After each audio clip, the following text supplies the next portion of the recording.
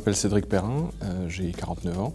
Je suis sénateur depuis 2014 du territoire de Belfort et je suis depuis octobre 2023 président de la Commission des Affaires étrangères et de la Défense et des Forces armées du Sénat et conseiller départemental du territoire de Belfort. J'ai adhéré au RPR, j'avais 15 ans, par intérêt pour la chose publique, parce que j'étais très investi dans les associations et puis parce que j'ai toujours été intéressé par la politique. J'ai fait des études de droit et puis un jour on m'a proposé de me présenter à une élection municipale, à une élection cantonale et puis j'ai été élu en 2001, j'étais plus jeune conseiller général de France à l'époque.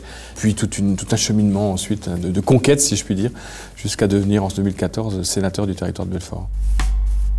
La Commission des Affaires étrangères et de la Défense et des Forces armées a pris évidemment une dimension complètement différente avec les attentats, avec Charlie Hebdo, avec le Bataclan, avec la lutte contre le terrorisme. J'ai fait beaucoup de rapports, j'ai travaillé mes questions et fait ce pourquoi je suis venu au Sénat, c'est-à-dire travailler le fond des sujets en se spécialisant sur un problème ou un sujet en particulier et devenir un peu spécialiste de cette question. Le rapport qui m'a plus marqué et qui sans doute a marqué aussi le Sénat, c'est celui que j'ai réalisé en 2017 sur les drones.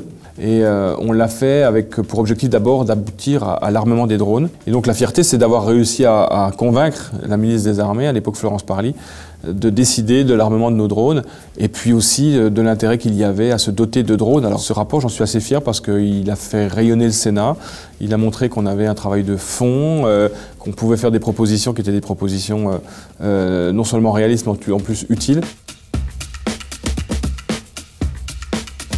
J'attache une importance particulière à la diplomatie parlementaire. Je pense que le rôle du Sénat, le rôle du Parlement, c'est aussi de permettre des contacts avec nos homologues étrangers ou avec des entreprises, enfin avec des pays étrangers.